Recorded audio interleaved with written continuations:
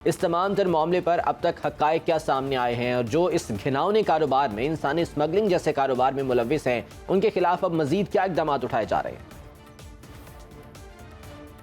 دیکھیں، اس کے حوالے سے ایف آئی اے نے کریک ڈاؤن کیا ہے۔ ایف آئی اے کے پاس مکمل جو ہے وہ انفارمیشنز موجود ہیں اور اس پہ ابھی سے کام نہیں ہو رہا۔ مطلب گزشتہ کئی سالوں سے بہت سخت انداز میں جو ہے وہ کارروائیاں کی جا رہی ہیں، قوانین بھی متعارف کروائے گئے ہیں۔ 2 صدارتی آرڈیننس آ چکے ہیں جبکہ 7 قوانین پارلیمنٹ سے منظور ہو چکے ہیں۔ ایف آئی اے اپنی مکمل کوشش کر رہی ہے اور وہ اس کے خلاف جو ہے وہ کارروائیاں کر رہی ہے۔ اب تک جو ہے 8 ملزمان کے گرفتار ہونے کی اطلاعات ہیں۔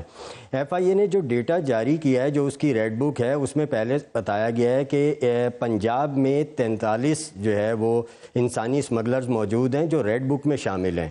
اسلام آباد میں 31 ہیں، سندھ میں 13 ہیں، بلوچستان میں 2 ہیں اور بیرون ملک پاکستانی جو انسانی اسمگلرز ہیں وہ 12 ہیں۔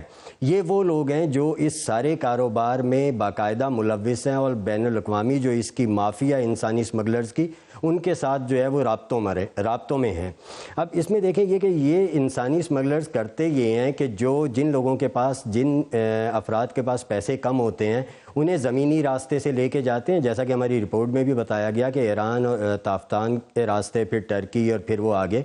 لیکن جن کے پاس تھوڑے سے پیسے زیادہ ہوتے ہیں یا پیسے زیادہ دینے کی وہ سکت رکھتے ہیں، انہیں وہ جو ہے وہ جو ٹارگٹ ملک ہوتا ہے اس کے قریب لے کے، قریبی ممالک لے کے جاتے ہیں اور وہاں جیسے آسٹریلیا اگر انہوں نے جانا ہے تو آسٹریلیا کے لیے وہ انڈونیشیا اور ملائیشیا لے کے جاتے ہیں اور وہاں سے چھوٹی کشتیوں میں لے کے جاتے ہیں آگے، اور پیسے زیادہ سے زیادہ بچانے کے لیے میں گنجائش سے زیادہ افراد کو سوار کر لیا جاتا ہے جو کشتیاں ڈوبنے کا باعث بنتی ہیں۔ پھر اس کے ساتھ اگر جو ہے وہ ساؤتھ افریقہ کی طرف جانے والے ہیں تو انہیں پھر کراچی کے ایئرپورٹ سے انہیں بھیجا جاتا ہے، موزمبیق بھیجا جاتا ہے، زمبیہ بھیجا جاتا ہے، کینیا، تنزانیہ بھیجا جاتا ہے بائی ایئر۔ وہاں سے اگین پھر انہیں زمینی راستے کے ذریعے جو ہے وہ ساؤتھ افریقہ پہنچایا جاتا ہے اور وہاں سے ڈسپرس کیا جاتا ہے مختلف علاقوں میں۔ ان کے مختلف راستے ہیں اور یہ باقاعدہ ایک مضبوط نیٹ ورک ہے۔ اس نیٹ ورک کو سمجھنے کے لیے آپ اس سے اندازہ کر جن راستوں کی آپ بات کر رہے ہیں، ڈیفینیٹلی وہاں پر انٹرنیشنل قوانین بھی اپلائی ہوتے ہیں۔ ایک انٹرنیشنل مافیا بھی ہے جو کہ ہیومن ٹریفکنگ میں باقاعدہ طور پر ملوث ہے، جیسا کہ آپ نے کہا کہ ان کے ساتھ رابطے میں ہوتے ہیں۔ اب کیا اس پورے مافیا کے خلاف کام کرنے کے لیے انٹرنیشنل لیول پر ایف آئی اے کی کوئی کولیبریشن ہے؟ کیا باقاعدہ طور پر اس سلسلے میں کام کیا جا رہا ہے؟ دیکھیں، جو ایف آئی اے اپنی اچیومنٹس بتاتی ہے اس میں جو ہے وہ ایک چیز یہ بتاتی ہے کہ اس نے لنک آفیسز قائم کیے ہیں عمان میں، یونان میں اور ایران میں۔ اور پھر اس کے علاوہ آپ یہ دیکھیں کہ انٹرنیشنل مافیا کا اثر و رسوخ دیکھیں۔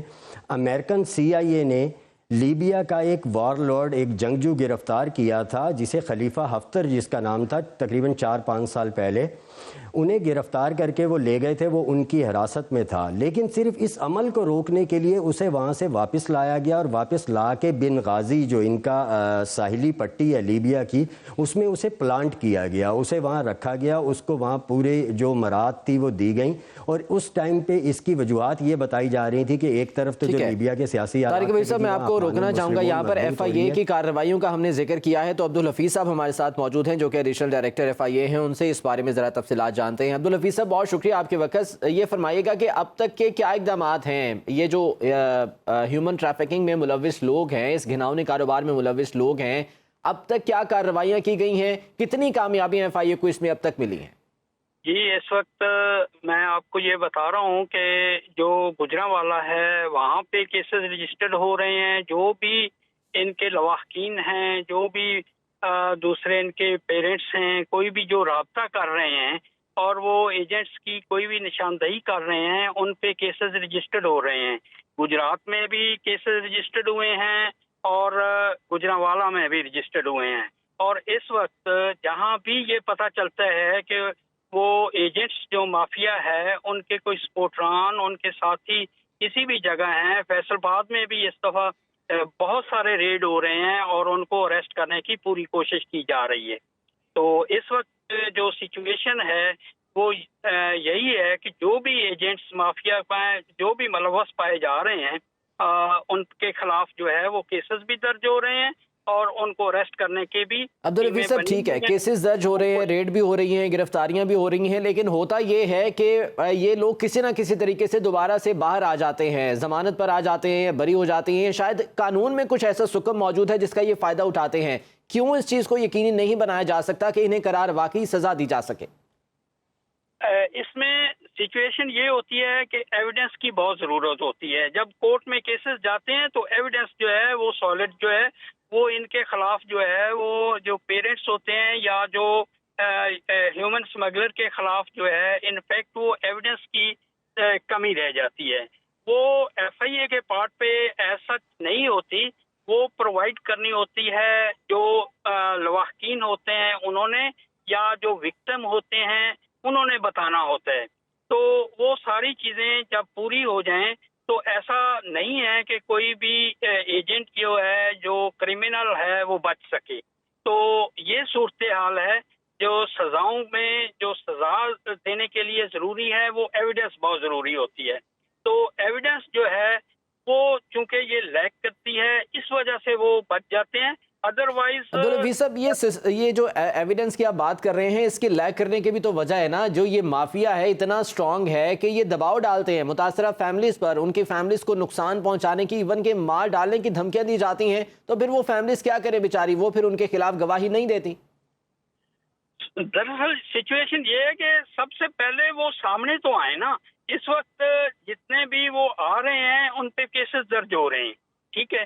اگر وہ گھر سے ہی نہ نکلیں، وہ یہی سوچیں کہ یہ جو ہے اتنا سٹرونگ ہے، تو کاروائی تو اسی وقت ہی ہوگی نا جب وہ سامنے آئیں گے، ٹھیک ہے۔ ان کا کوئی نام لے گا، جب ان کا نام ہی کوئی نہیں لیتا تو اس وقت مشکل آتی ہے۔ اس لیے یہ ہمارے جو لائزان آفیسرز ہیں مختلف کنٹریز میں وہ بھی لسٹیں پریپیئر کرتے ہیں اور ہمارے بھی ادھر لسٹیں پریپیئر کرتے ہیں، اور ان پہ مکمل واچ جو ہے وہ ہو رہی ہے، اور اس پہ گورنمنٹ لیول پہ بھی اور ایف آئی اے ایجنسیز لیول پہ بھی اور انٹیلیجنس جتنی ایجنسیز ہیں وہ بھی ورک کر رہی ہیں۔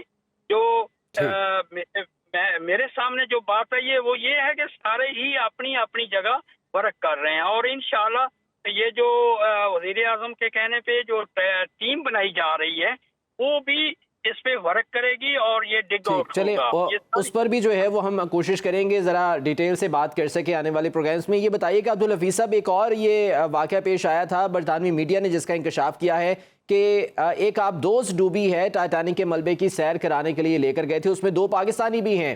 اس واقعے کے کچھ حقائق اب تک سامنے آ سکے ہیں؟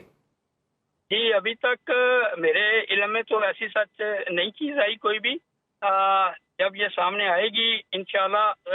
ابھی بھی یہ جو لیبیا والا واقعہ ہے، جو لیبیا سے کشتی گئی ہے، اس کی بھی وہ ایگزیکٹ فگر جو ہے وہ سامنے نہیں آ رہی ہے۔ ٹھیک ہے عبدالحفیظ صاحب ساتھ ہی رہیے گا۔ طارق حبیب صاحب اس واقعے کے حوالے سے یہ جو برطانوی میڈیا کی جانب سے رپورٹ کیا جا رہا ہے، اس بارے میں کچھ حقائق، کچھ انکشافات کچھ ہو سکے اب تک اس میں؟ دیکھیں اس میں 2 پاکستانیوں کا ذکر کیا گیا ہے کہ 2 پاکستانی جو تھے وہ اس آبدوز میں تھے جو ڈوبی ہے، اور اس سے زیادہ ڈیٹیلز ابھی تک جو ہے وہ نہیں بتائی جا رہی۔ اس حوالے سے ایک برطانوی صحافی سے بھی میری بات ہوئی تھی، لیکن وہ بھی کہہ رہے ہیں کہ مزید تفصیلات کے لیے ابھی کوششیں کر رہے ہیں، لیکن برطانیہ کے جو متعلقہ ادارے ہیں ان کی طرف سے ابھی تفصیلات اس حوالے سے فراہم نہیں کی جا رہی۔ تو مطلب فی الحال تو صرف اتنی ہی انفارمیشن ہے کہ یہ 2 پاکستانی ان ڈوبنے والوں میں شامل ہیں۔